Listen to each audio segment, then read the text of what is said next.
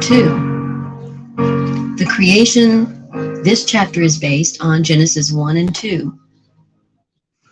By the word of the Lord were the heavens made, and all the host of them by the breath of his mouth.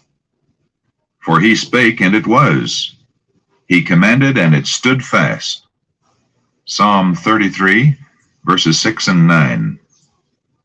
He laid the foundations of the earth, that it should not be removed forever.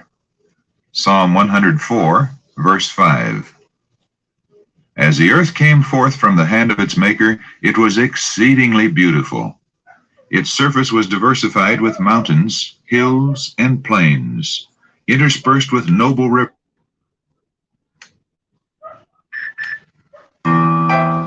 Chapter 3. The temptation and Chapter 2. The creation. This chapter is based on Genesis 1 and 2. By the word of the Lord were the heavens made, and all the host of them by the breath of his mouth. For he spake, and it was. He commanded, and it stood fast. Psalm 33, verses 6 and 9. He laid the foundations of the earth, that it should not be removed forever. Psalm 104, verse 5. As the earth came forth from the hand of its maker, it was exceedingly beautiful.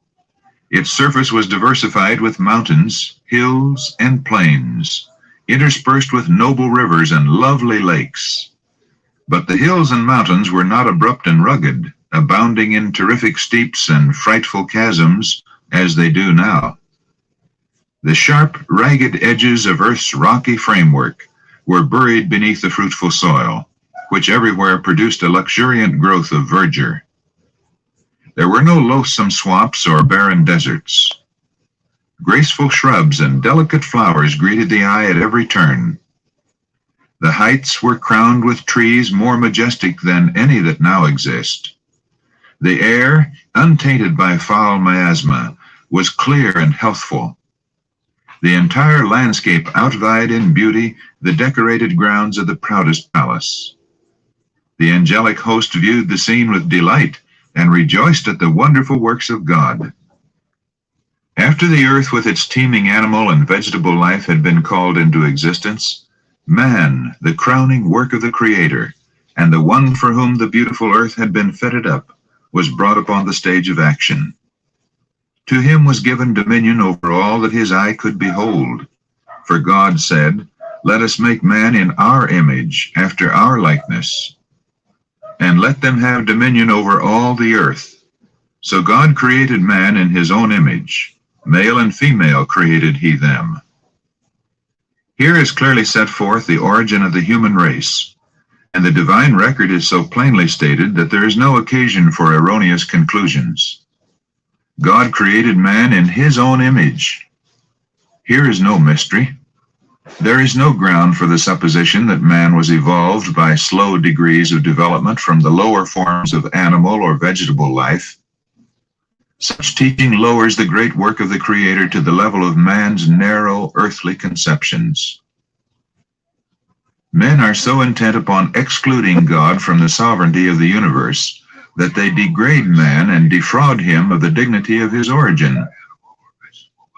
He who set the starry worlds on high and tinted with delicate skill the flowers of the field, who filled the earth and the heavens with the wonders of his power, when he came to crown his glorious work, to place one in the midst to stand as the ruler of the fair earth, did not fail to create a being worthy of the hand that gave him life. The genealogy of our race, as given by inspiration, traces back its origin not to a line of developing germs, mollusks, and quadrupeds, but to the great Creator. Though formed from the dust, Adam was the Son of God. He was placed as God's representative over the lower orders of being. They cannot understand or acknowledge the sovereignty of God, yet they were made capable of loving and serving man. The psalmist says, "Thou madest him to have dominion over the works of thy hands. Thou hast put all things under his feet, the beasts of the field, the fowl of the air, and whatsoever passes through the paths of the seas. Psalm 8, verses 6 to 8. Man was to bear God's image, both in outward resemblance and in character. Christ alone is the express image. Hebrews chapter 1, verse 3, of the Father. But man was formed in the likeness of God. His nature was in harmony with the will of God. His mind was capable of comprehending divine things. His affections were pure. His appetites and passions were under the control of reason. He was holy and happy in bearing the image of God and in perfect obedience to his will. As man came forth from the hand of his Creator, he was of lofty stature and perfect symmetry. His countenance bore the ruddy tint of health and glowed with the light of life and joy. Adam's height was much greater than that of men who now inhabit the earth. Eve was somewhat less in stature, yet her form was noble and full of beauty. The sinless pair wore no artificial garments. They were clothed with a covering of light and glory, such as the angels wear. So long as they lived in obedience to God, this robe of light continued to enshroud them. After the creation of Adam, every living creature was brought before him to receive its name. He saw that to each had been given a companion, but among them there was not found an help meet for him. Among all the creatures that God had made on the earth, there was not one equal to man. And God said, "It is not good that man should be alone. I will make him an helpmeet for him." Man was not made to dwell in solitude. He was to be a social being. Without companionship, the beautiful scenes and delightful employments of Eden would have failed to yield perfect happiness. Even communion with angels could not have satisfied his desire for sympathy and companionship. There was none of the same nature to love and to be loved. God himself gave Adam a companion. He provided an helpmeet for him, a helper corresponding to him, one who was fitted to be his companion, and who could be one with him in love and sympathy. Eve was created from a rib taken from the side of Adam, signifying that she was not to control him as the head, nor to be trampled under his feet as an inferior, but to stand by his side as an equal, to be loved and protected by him. A part of man, bone of his bone, and flesh of his flesh, she was his second self, showing the close union and the affectionate attachment that should exist in this relation.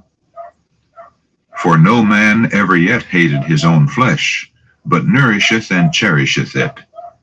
Ephesians chapter 5, verse 29.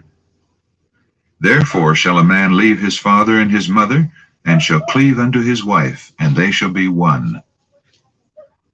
God celebrated the first marriage. Thus the institution has for its originator the Creator of the universe. Marriage is honorable. Hebrews chapter 13, verse 4.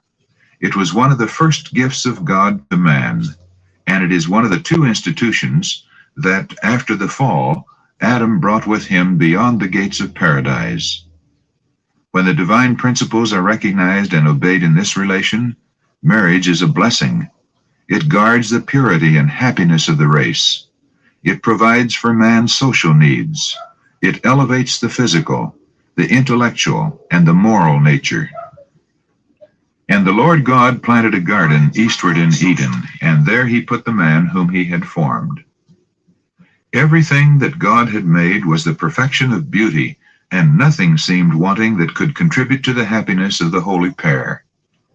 Yet the Creator gave them still another token of his love, by preparing a garden especially for their home. In this garden were trees of every variety, many of them laden with fragrant and delicious fruit. There were lovely vines growing upright, yet presenting a most graceful appearance, with their branches drooping under their load of tempting fruit of the richest and most varied hues. It was the work of Adam and Eve to train the branches of the vine to form bowers, thus making for themselves a dwelling from living trees covered with foliage and fruit. There were fragrant flowers of every hue in rich profusion.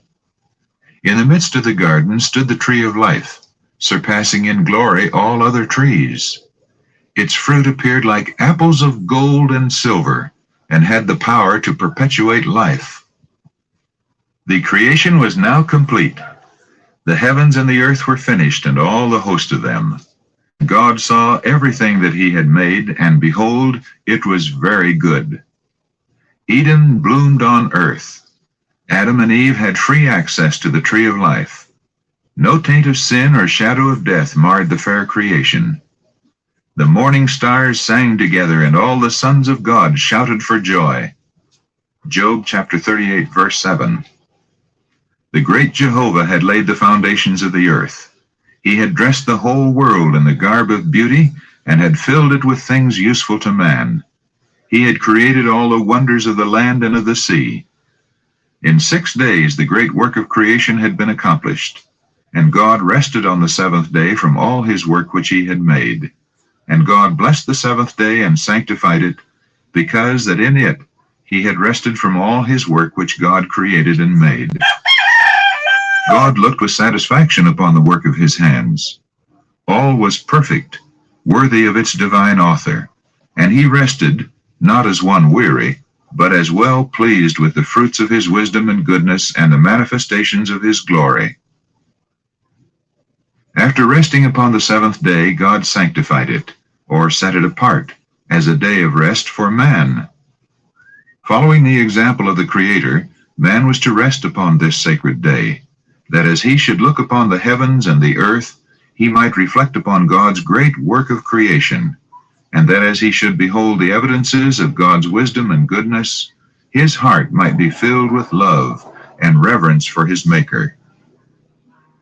In Eden, God set up the memorial of his work of creation in placing his blessing upon the seventh day. The Sabbath was committed to Adam, the father and representative of the whole human family. Its observance was to be an act of grateful acknowledgement on the part of all who should dwell upon the earth, that God was their creator and their rightful sovereign, that they were the work of his hands and the subject of his authority. Thus the institution was wholly commemorative and given to all mankind. There was nothing in it shadowy or of restricted application to any people. God saw that a Sabbath was essential for man, even in paradise. He needed to lay aside his own interests and pursuits for one day of the 7, that he might more fully contemplate the works of God and meditate upon his power and goodness. He needed a Sabbath to remind him more vividly of God and to awaken gratitude, because all that he enjoyed and possessed came from the beneficent hand of the Creator. God designs that the Sabbath shall direct the minds of men to the contemplation of his created works. Nature speaks to their senses, declaring that there is a living God, the Creator, the supreme ruler of all. The heavens declare the glory of God, and the firmament showeth his handiwork.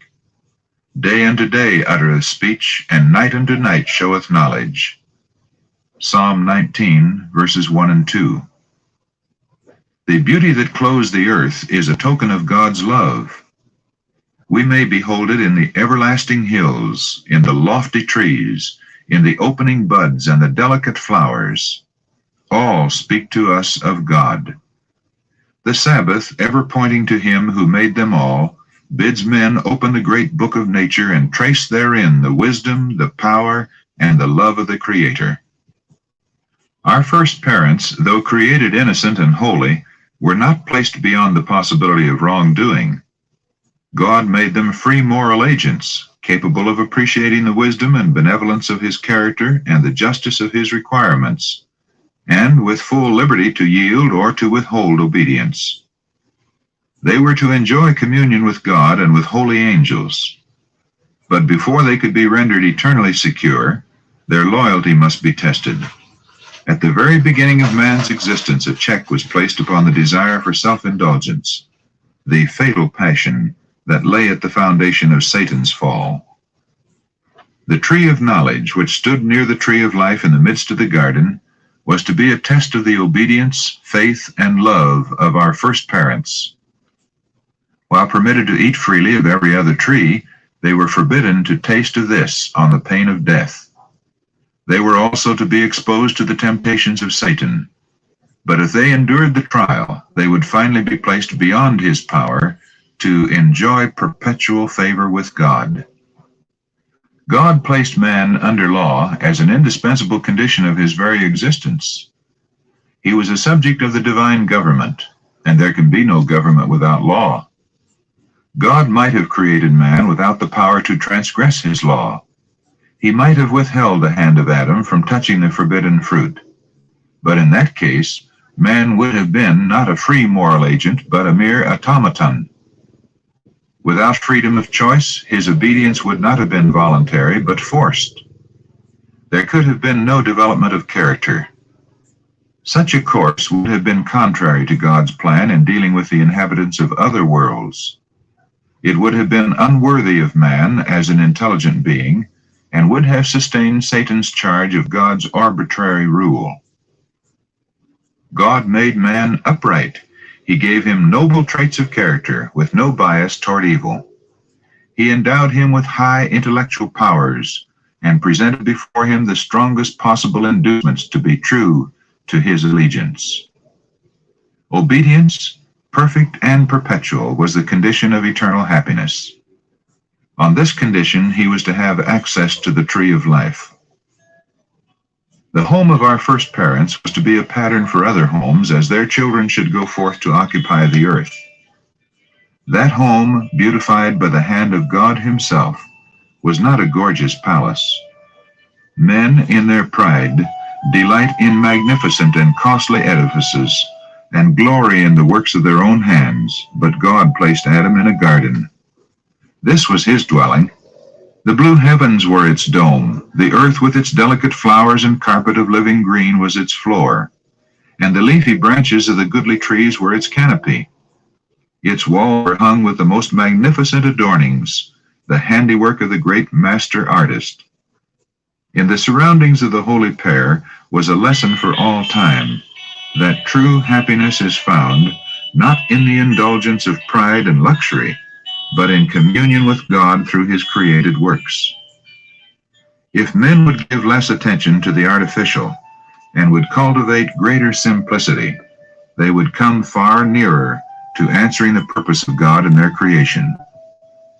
Pride and ambition are never satisfied, but those who are truly wise will find substantial and elevating pleasure in the sources of enjoyment that God has placed within the reach of all. To the dwellers in Eden was committed the care of the garden, to dress it and to keep it. Their occupation was not wearisome, but pleasant and invigorating. God appointed labor as a blessing to man, to occupy his mind, to strengthen his body, and to develop his faculties. In mental and physical activity, Adam found one of the highest pleasures of his holy existence.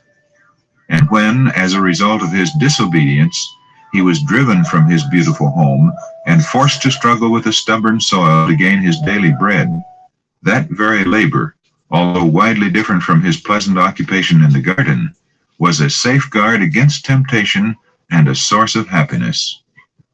Those who regard work as a curse, attended though it be with weariness and pain, are cherishing an error. The rich often look down with contempt upon the working classes, but this is wholly at variance with God's purpose in creating man. What are the possessions of even the most wealthy in comparison with the heritage given to the lordly Adam? Yet Adam was not to be idle. Our Creator, who understands what is for man's happiness, appointed Adam his work. The true joy of life is found only by the working men and women. The angels are diligent workers. They are the ministers of God to the children of men. The Creator has prepared no place for the stagnating practice of indolence. While they remained true to God, Adam and his companion were to bear rule over the earth. Unlimited control was given them over every living thing. The lion and the lamb sported peacefully around them, or lay down together at their feet. The happy birds flitted about them without fear. And as their glad songs ascended to the praise of their Creator, Adam and Eve united with them in thanksgiving to the Father and the Son. The holy pair were not only children under the fatherly care of God, but students receiving instruction from the all-wise Creator.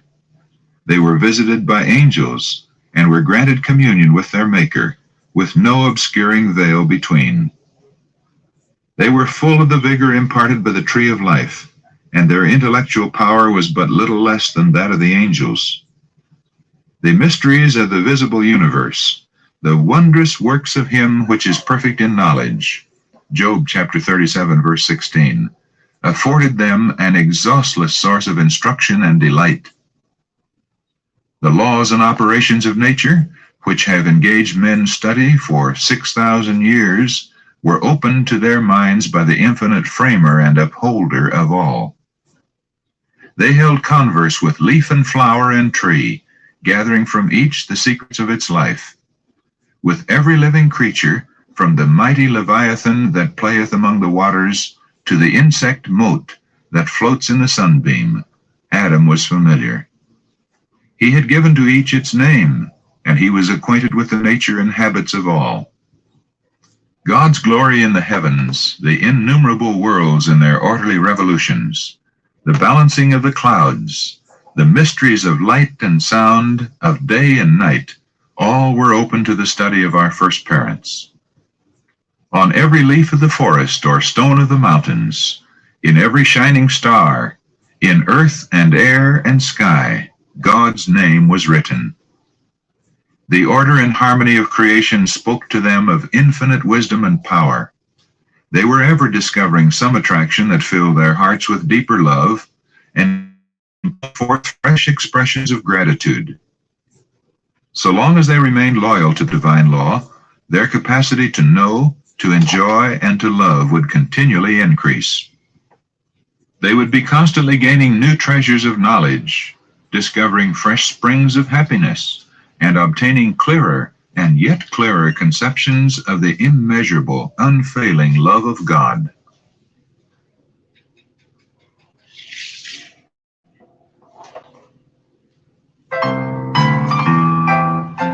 Chapter 3, The Temptation